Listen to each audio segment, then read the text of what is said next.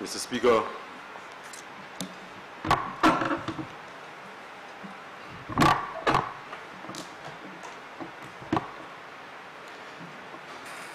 Mr. Speaker, the mandate to speak in this Parliament was first given to me by the people of Dennery North in the general elections of 2011. And in 2016, against the odds, they renewed their confidence in my ability to champion their cause, represent their interest, advocate on their behalf, give expression to their concerns in the Parliament and the wider governance discourse. The people of Grand Riviere, including Montparnasse, Alemon, Tamazo, Dibonnet, Fournier, the people of Grand Ravine and Montpaille, the people of Oulier and Despin, including Montigoubi, Sedini, Laridere, Montfoy, New Jack, the people of Gadet and Tigadet, the people of La Pelle and Larissus, including Tilarissus, the people of Richfort, La Belleville and New Village, the people of Belmont and Dennery Riviere, to include Barbara, Montparnasse, Austin Hill, Former-Vicent, Former-Kabou, and Varsity. They, Mr. Speaker, were the ones who gave me the mandate to speak in this Parliament. And it's on their behalf I rise this morning to make a contribution to the debate on the motion that is before us. The government with the worst borrowing record in the history of this country is at it again. Another sitting of Parliament and another opportunity to borrow. This time, $7,945,000 US, Mr. Speaker, which is the equivalent of 21,213,150 EC dollars. In 4 years, they have borrowed more than $1 billion. In 4 years, Mr. Speaker, this government has borrowed more than $1 billion. And the question has to be asked this morning, what do they have to show for it? Mr. Speaker, I've had 2 terms in the Parliament, and I'm accustomed to debating motions to borrow. Debt is always a point of parliamentary contention. There is always a back and forth. And I recall when I sat for which we came into this chamber to borrow. And Mr. Speaker, you would have thought that upon assuming the reins of government, their posture would have been one where they were going to depart from what they believed that by the St. Lucia Labour Party administration during the years. Having borrowed in excess of $1 billion, the question has to be asked this morning, what do they have to show for traditional forms, grants, in excess of $7 billion in 4 years? I have to ask the question, what do you have to show for it? And just 4 days, 4 days shy of 4 years, Mr. Parliament, and lend support. I'm supposed to adopt a posture where I espouse confidence in the government. I am supposed to stand here today and embrace help from OFID, who on St. Lucian soil. They came to see for themselves the project for which we were funding, and we were seeking funding and assistance. And they were certain the project was aborted. And today, we are here to borrow. Yes, we recognized the need for repairing that road, but the question is, in the immediate aftermath of COVID, should this project be a priority today? Can it wait? Is this the best use of money now? Is this the best use of money today? $9 million US. At a time when our people are crying out for help. At a time when the government is struggling to meet salary commitments to public servants, Mr. Speaker. The question has to be asked. And if somebody on the other side can convince me that this is the best use post-COVID in every corner of the world, is whether governments should embark on a program where infrastructure and concrete and steel takes precedence over direct human interventions. And that is the debate we ought to have in this House. Do you spend all that money on concrete and steel at a time when your people are struggling for basic necessities, Mr. Speaker? People have lost their jobs. Morale is at an all-time low. People's confidence has been shattered. And we have a responsibility to those persons, Mr. Speaker, to the citizenry, to restore confidence, to prop morale. People have taken loans and they come to your constituency office and tell you they've not worked for 2 months. They've been laid off and they do not know what the future holds. And I'm not holding anybody in here responsible for that, Mr. Speaker. That is the reality that confronts the world. And St. Lucia has not been spared. And I'm saying, in an environment where you have people who are depressed and who are genuinely concerned, the question has to be asked. Does $7.9 million US have to be spent on a road today? Can that wait? And can those monies be channeled to provide social relief to the people of our country? But Mr. Speaker, we've seen bad decisions. We've seen misplaced and misguided priorities. And COVID is responsible for slowing us down. And during that slowdown, Mr. Speaker, there was an opportunity for introspection. COVID-19 et le coronavirus, ils ont forcé tout pays la terre, et le gouvernement ça a yon, pour juste faire des affaires anti-tac plus slow, ou qu'à move trop pressé. Et quand nous avons dit, en tant que COVID a slow nous down, il y a une opportunité pour nous calculer la manière nous faire des bagailles. Nous n'y pouvons pas faire des différents. Nous n'avons pas un choix. We have no choice but to begin to do things differently, Mr. Speaker. This COVID situation has provided us with a platform for genuine dialogue. I said this only last week. And in the words of a former S.L.P, you can't have one club in the golf bag. You have to embrace many, many more.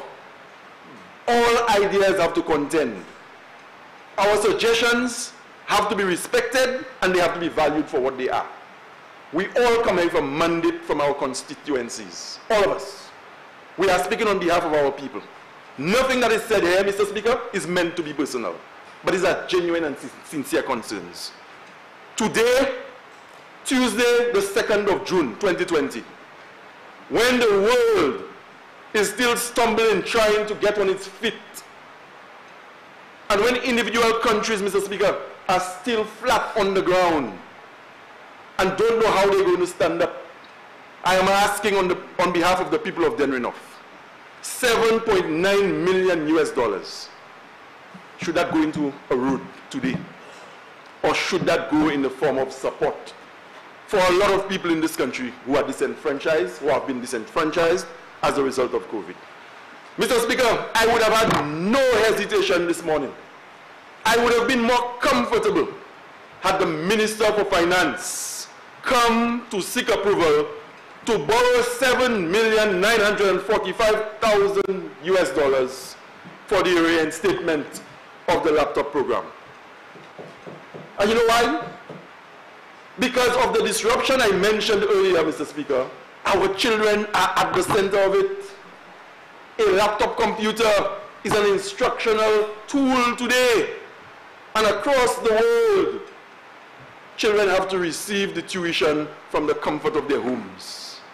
And when we introduced the laptop program as an administration, not only were we trying to bridge that digital gap, but we understood that in a small developing country like St. Lucia, your ability to use the technology, your ability to resort to technology to get things done was already an imperative, so that the child in a global environment from Japan and Singapore would not have had any distinct advantage over a child from Lapel, Gareth, Olio, or Belmont. That's right. And that was the thinking, that was the rationale. That's correct. But they came into government and they stopped the laptop program.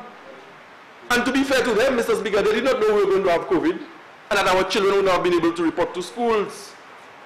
But that is the situation that confronts us today. So had the Prime Minister come in here this morning and presented the motion asking for us to borrow 21 million EC dollars for the laptop program, Mr. Speaker, the member for Denry North would have supported it. Had the Prime Minister, Mr. Speaker, come into this house this morning and he presented a resolution to borrow 7 million US dollars, I would have been more amenable. I would have been more amenable had he reintroduced or reinstated the distress fund. And the distress fund was just a little $400,000, $500,000. That's the same amount that was spent on a swearing-in ceremony. And you know what has happened, Mr. Speaker? Just during this state of emergency since COVID, we have had several fires affecting the people for whom the distress fund was first implemented. Je dis bon matin that si le gouvernement est venu au Parlement pour prêter l'argent, 7 millions de dollars américains, pour mettre laptop programme VIE en l'école, moi, je suis ici porté. Et je tout le monde façade ça ici porté. Et je dis aussi, Mr. Speaker, that si le gouvernement est venu ici à bon matin pour prêter l'argent, pour mettre distress fund dans VIE, moi, je suis ici porté. Just in this COVID period, we have had several fires. And when you read the headlines, on Thursday, May 14th, mother and children homeless after Cicero fire. At least 3 people made homeless by Leclerc fire. And there's so many others, Mr. Speaker. And that distress fund, I saw people from my constituency benefiting firsthand from that particular social facility.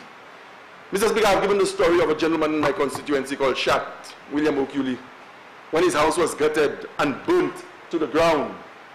He didn't have anybody to turn to. He didn't have insurance. He had no steady job. But he was able, over time, to accumulate sufficient plywood and building material to give himself and his children a shelter. And he got the distressing call. He was in the garden. By the time he got to Belmont, the house was burnt to the ground. And he cried like a baby because he did not know how he was going to recover. And as the parliamentary rep, I made representation on his behalf to the then Prime Minister. The fire service had to provide a technical report, and all the other social agencies had to come on board.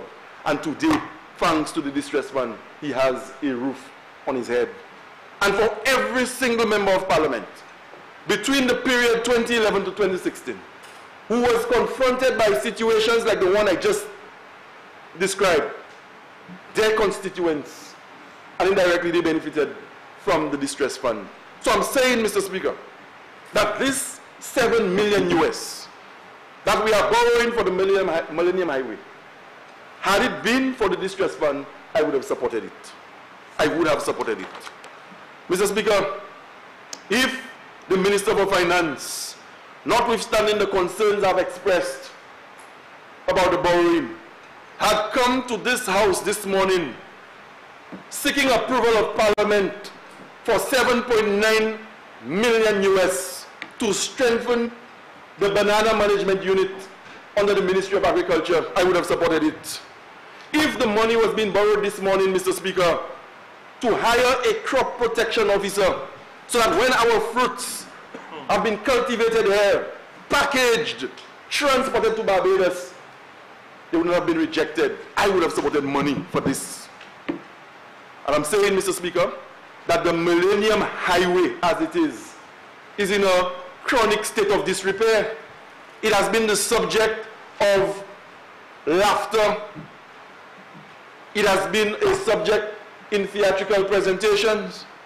And I think it is the popular group, Chekapesh, who said that we have a roller coaster ride.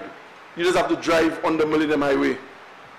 We all recognize, and I said as far back as 2014, 14, and 15, not only did we recognize that the road was in a poor condition, we actually took measures or steps as an administration to try and get the road repaired. But COVID, as I said, being the global game changer that it is, has sent us back to basics. It has asked us to reprioritize. And the question is being asked today, is this the best use of $7.9 million US today in St. Lucia, at a time when we cannot reinstate the distress fund, we cannot provide laptop computers to our children, banana farmers cannot get compensated adequately for their efforts, public servants are at edge, and the government is under a tremendous amount of stress to pay public servants. Is this the best use of that money today? Je vais poser une question. Le gouvernement venu pour 7,9 millions d'américains. Qui a changé, c'est 21 millions de dollars cette ici. En dehors de ça, le gouvernement passe à maman l'école laptop. Maman l'école passe à l'école pour teacher instruire que vous avez fait avant. Vous pouvez rester caillou et que vous pouvez instruire à le computer, laptop et le phone. Et que la majorité de maman c'est ici par le laptop. Si le gouvernement est venu ici à bon matin, et dit qu'il aura prêté pour bailler toute maman ici un laptop, moi je vais supporter. Si le gouvernement est venu ici et dit qu'il a catchilé, il a fait les ouais, qu'en 2016 pour 2020, il a tiré distress fund, ce qui a été là encore qu'à joindre si pour si caillou brûlé et brûler l'autre accident de bail qui fait et pour passer en décor. Si vous avez venu ici à bon matin, vous prêtez 7,9 millions de dollars américains. Pour ça, je vais supporter vous, Mr. Speaker. Si le gouvernement est venu ici à bon matin et dit, nous avons écouté l'opposition, nous avons écouté les femmes, nous avons écouté l'autre monde technique, et bon matin, nous avons dit, que nous avons fait les ouais. Et nous avons prêté l'argent pour bailler une femme en figue, plus pour planter figue et pour vendre figue, je vais supporter ça. Mais je vais dire, Mr. Speaker. Même comme on est monde qui dit machine eux-mêmes, private vehicle owners. You have minibuses who use the Millennium Highway. Of course they need a break. I know several drivers from my constituency and those who ply the Viewford route. They do not use the Millennium Highway anymore. They prefer to go through the Mon.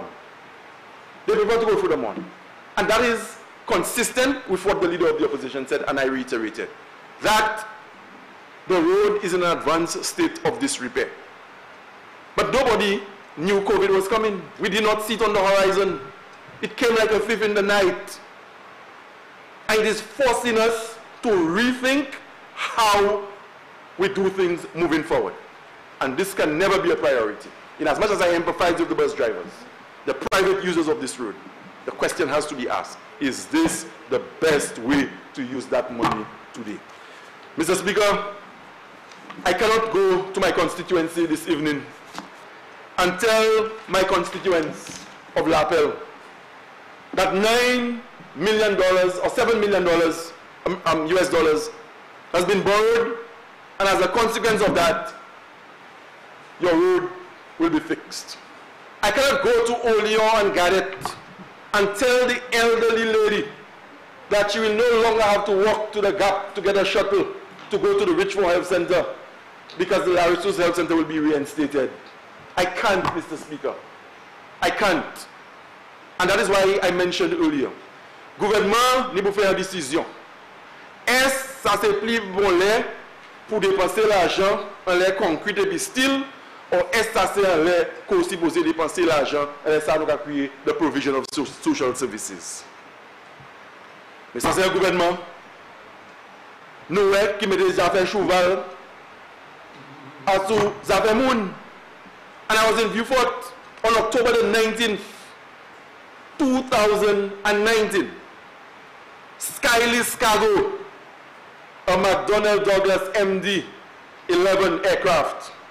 Mr. Speaker, big plane. And for the average person who's listening, it is longer than the Virgin Atlantic aircraft that comes here, the 330. That should give you an indication of the size of that aircraft. And I have a passion for aviation. There's two things that fascinate me. Yes, I've learned from my colleague from the RD. Mr. Speaker, I saw this aircraft, and as I always do when I'm in Viewport, I pull out my camera. And I wanted to take photos, and I studied the aircraft to see what was there. And then I saw they were lowering the cargo. And then, Mr. Speaker, I saw the horses coming out. I saw police immigration vehicles. I saw SSU vehicles in the vicinity of the airport. Right there, Mr. Speaker. Horses. And I've been told, and I'm prepared to sit down if anybody can say something to the contrary, that it costs more than $500,000 for this plane to have transported horses from the US to here on the International Airport. And we cannot reinstate a distress fund, and a lot of you on this side represent rural constituencies. Mr. Speaker, I've said before, I understand collective responsibility, but there are times when you have to denounce wrong, and you have to speak out against it. That could never be right in St. Lucia. For us to have $500,000 being spent for an aircraft to transport horses into this country, and we cannot reinstate the distress fund. We cannot provide laptop computers to the children of this country. We cannot compensate farmers when they have toiled hard and they've sold their food. Mr. Speaker. Point of order, Mr. Speaker. I remember. My colleague is mislead in the House. I mean, I like it, but I cannot stay here for my colleague to mislead the country, to give the impression that the government paid $500,000. You said it. I never said it. That's what you're implying. Honorable member. You must stop that. Honorable member. Honorable member. Honorable member. Yeah. Honorable members. Yeah. Honorable members, I would have interjected, Mr. Honorable Member, because I think you were taking your argument to the extreme. I have no issue if you're saying that there are alternative means of spending but you are now stressing or going beyond, I think, the leeway I should give you. Yeah, he did not say that the government spend the money, whether he inferred it or he didn't actually use the words. But Honorable Member, be careful how you tread, okay? Because you do not want anybody to believe that you're saying. Mr. Speaker, I was very careful with my words. I came here at previous sittings of this House. On a point of order. The member. Yes, my colleague stood up, but I wanted to stand up. The member challenged any member on this side of the House to stand up and refute what he's saying there, and he said he's going to sit down and listen. So I'm doing that right now, Mr. Speaker. If Honorable member, I am standing up on the point, Mr. Speaker, that the honorable member said that he is challenging anybody on this side to stand up and question what he said there. The amount paid. And I am saying, Mr. Speaker, if an individual pays money for them to bring their plane to St. Lucia, what is that to the business of this honorable House or to the government of St. Lucia? If the member wants to use that as a point of argument about the borrowing and what he would support and what he would not support, Mr. Speaker, then I want to know the correlation between the expenditure mentioned in there under relation to the bill, because, Mr. Speaker, note his words. Note his words. The $500,000 could have been used for the distress fund. How is that not implying? Honorable member, so accepted, and that is the ruling I was making to the honorable member. He may be inferring, he may have not said it directly, that the 500 came from government purses too, but yes. So honorable member, again I'm saying, be careful with your words. Again, I allowed you to go so far, but I think I would have pulled you back anyway because you've gone to find my opinion. I understand you want to make an argument that the 7 million can be spent, but when you now move into the horses and implying other things, then you cross in that threshold. Remain on track. In aviation, remain. Thank you, Mr. Speaker. Mr. Speaker, that can easily be refuted. Don't say horses, just say Shuval. But Mr. Speaker, the horses are the problem. We all know. Just say Shuval. We all know, Mr. Speaker. We have the floor, Mr. Speaker. Honorable member, continue. Mr. Speaker, we all know that government sets the tone in any country.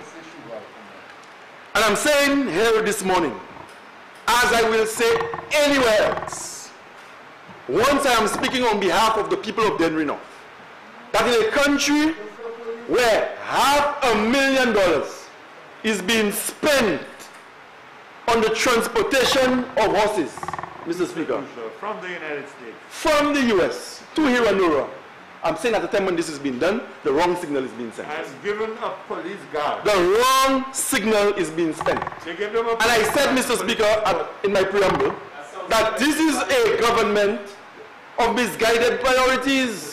Yeah, man, they get the horses And- the police escort. And Mr. Speaker, Mr. Speaker, again, Mr. Speaker, I have to stand. Honorable member. Let me.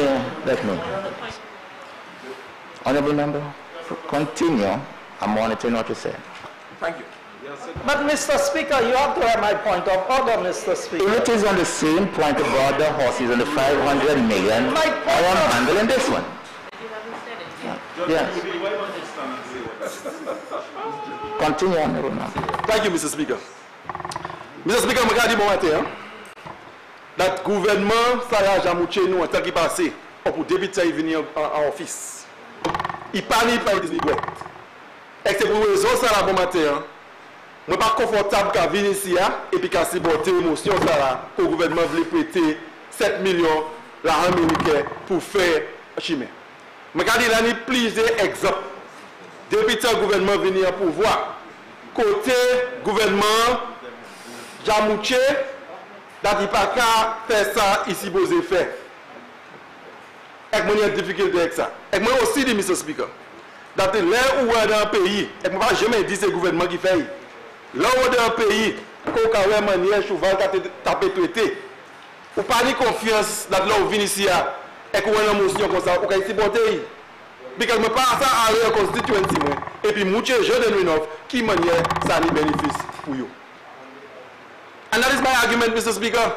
I have said before, nobody in here, the 17 of us, and we have a full house today, is responsible for COVID. We did not see it coming.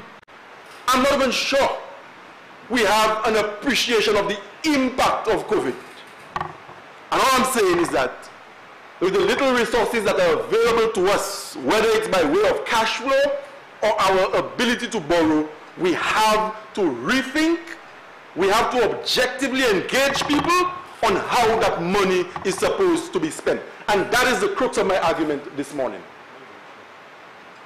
And I will say that on behalf of the people of the North who are still awaiting payment for the bananas. This morning, Mr. Speaker, I got requests for laptop computers. The children want it. The parents want them.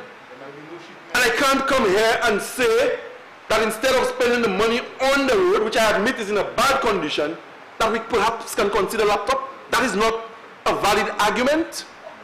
I can't put a case forward and say that even in this COVID period, although not in my constituency, that houses have been gutted by fire and people do not know who to turn to because they don't have insurance? I can't say that here. I can't say that my banana farmers are the ones in my constituency. They continue to toil, and these days they're battling a very, very difficult drought to produce. And when their fruits reach Barbados, Mr. Speaker, it has to be rejected. I can't ask that instead of putting $7 million US in a road, perhaps, I'm not demanding, but I'm saying perhaps we can consider using that to bolster the banana management unit. Masadisa, Masa DOG government committee set $1 million. Honorable member, you've said that. And I'm not stopping you. You've said that. Yes, Mr. Speaker. And so, Mr. Speaker, this parliament is a place where we're supposed to come and speak freely on behalf of the people who sent us. I will not do like some. I'm not going to be warming up chairs in this parliament for long hours. I will not. I will speak. It would be a dereliction of duty. If I have the issues, I discuss them on the street corners in my constituency.